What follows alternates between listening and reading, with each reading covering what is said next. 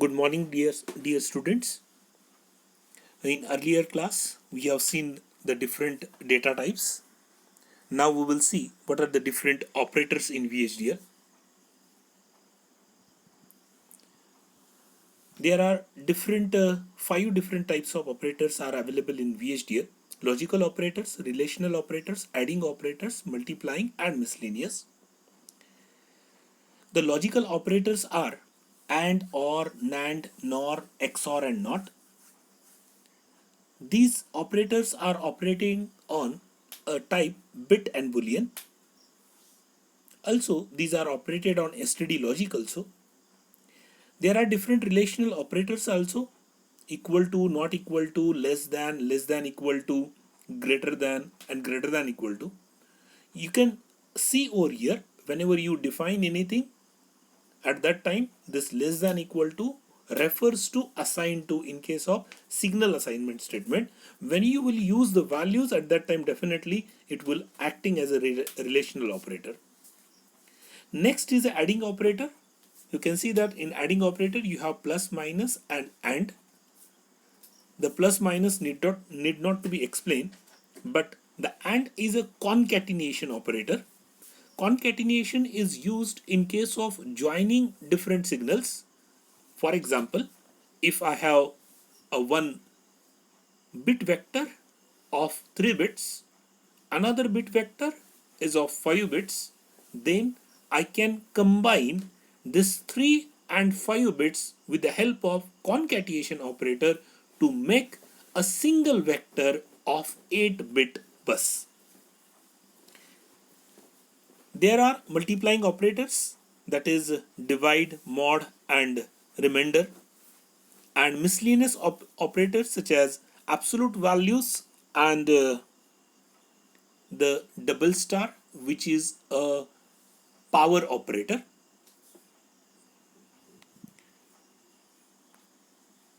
When we talk about a VHDL code,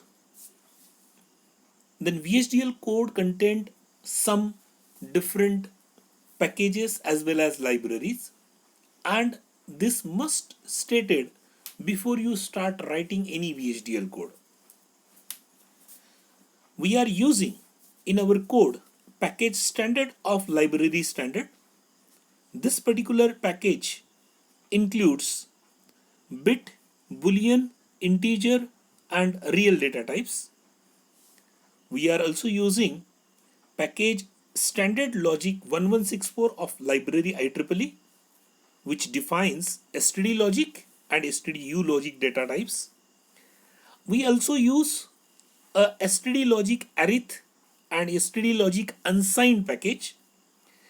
This package defines signal, signed and unsigned data types, and also conversion function like conv integer.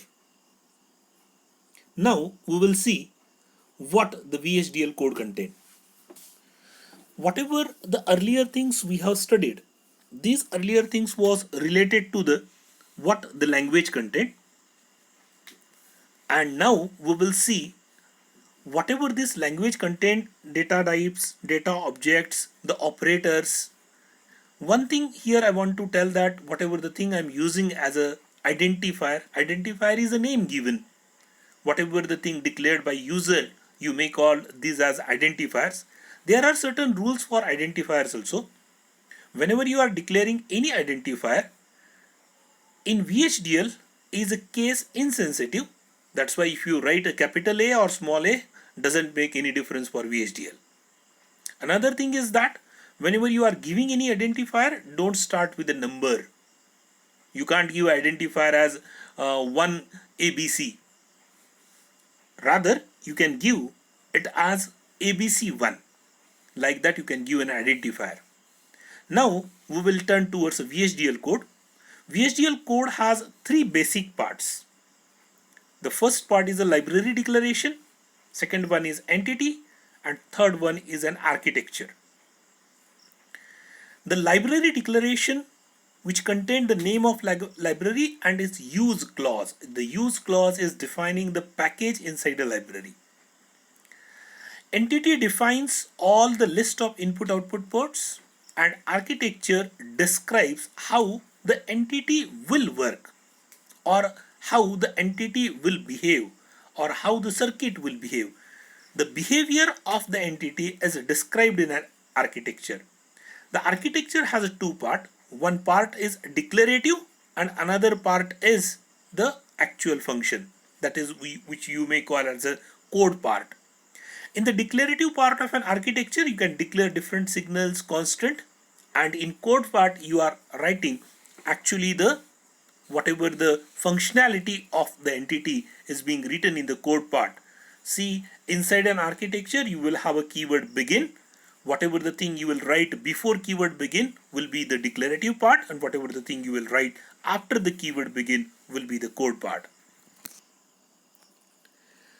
We can have an example. You can see there is one example is being given over here. If you see the example, this example is showing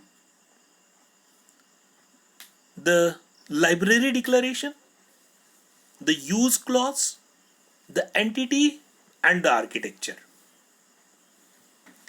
Here two libraries are being declared. One is IEEE and another one is standard, and two packages are also being used from this two library.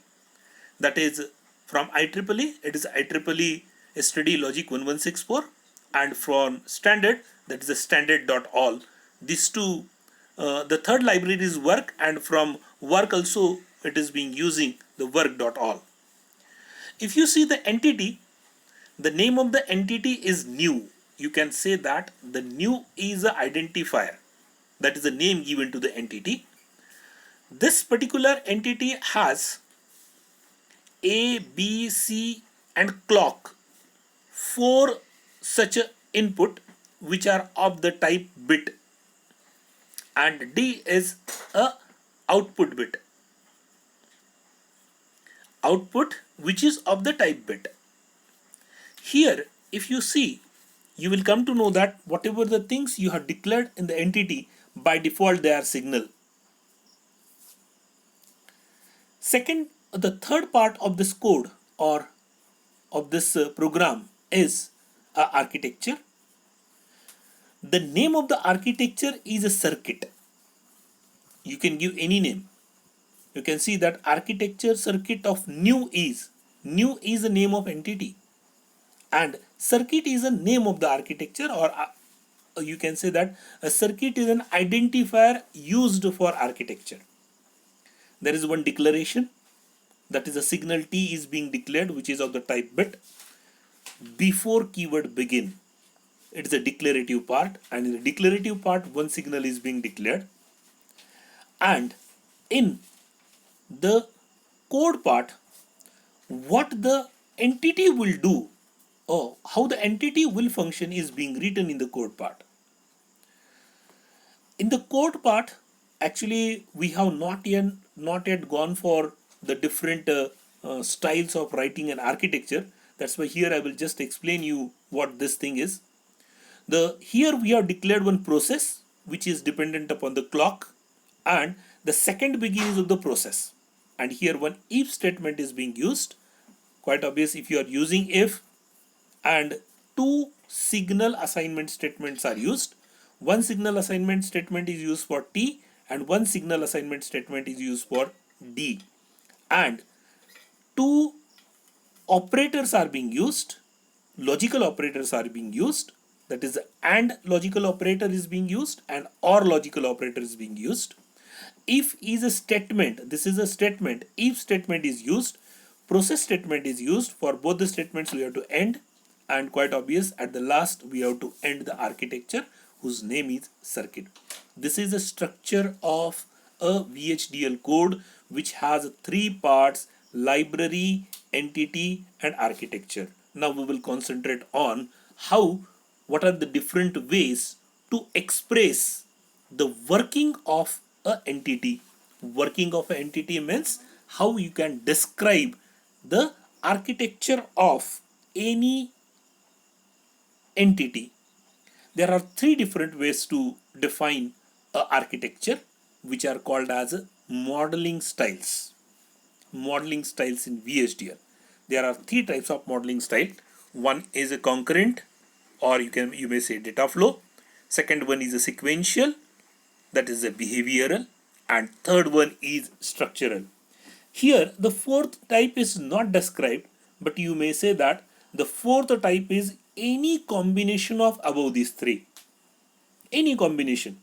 It doesn't mean that you have to write a VHDL code in, let us say, only data flow. No, you can mix data flow with behavioral. You can have structural with behavioral. You can have data flow and structural. You can mix any modeling style and you can have a VHDL code written based on any of these three.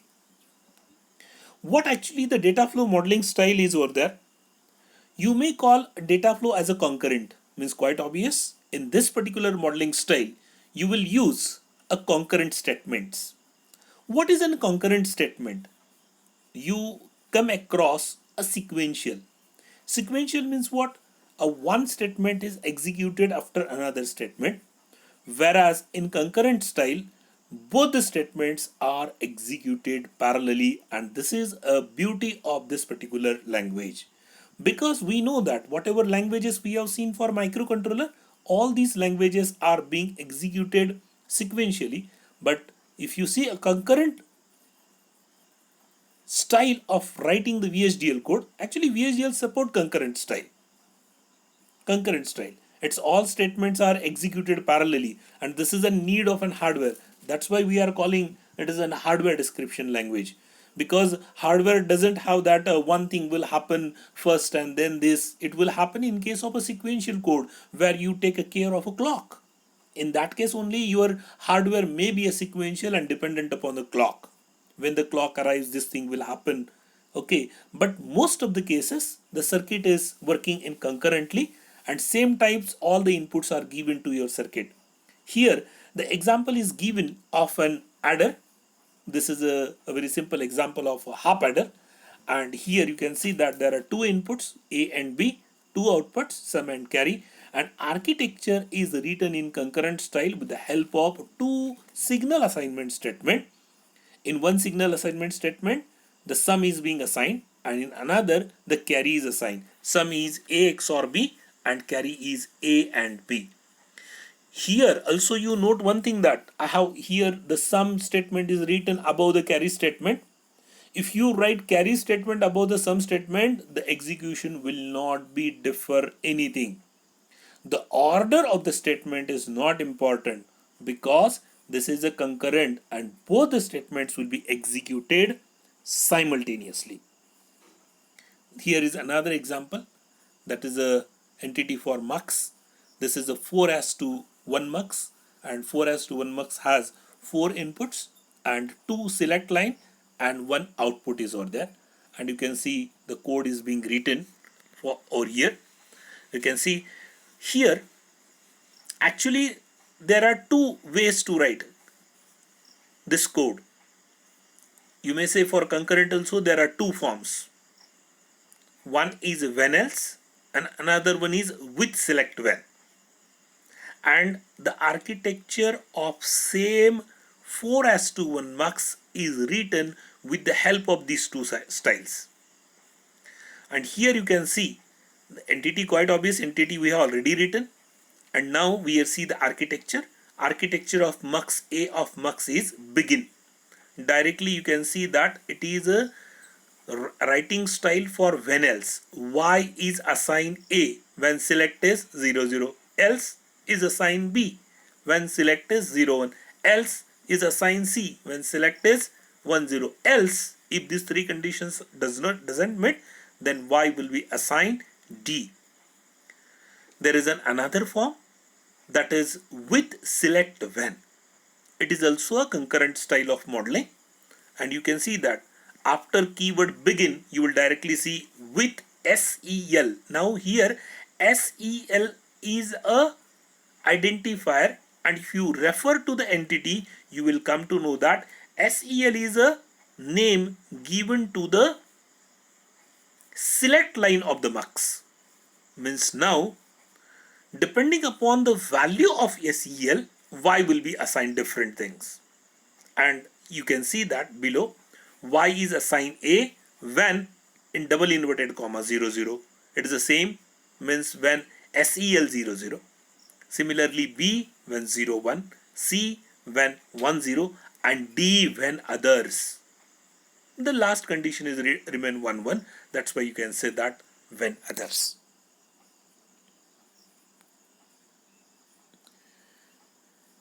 There are another concurrent statements are also there, generate and block, and there is a simple block and guarded block is also there, but we will see this thing in details later on.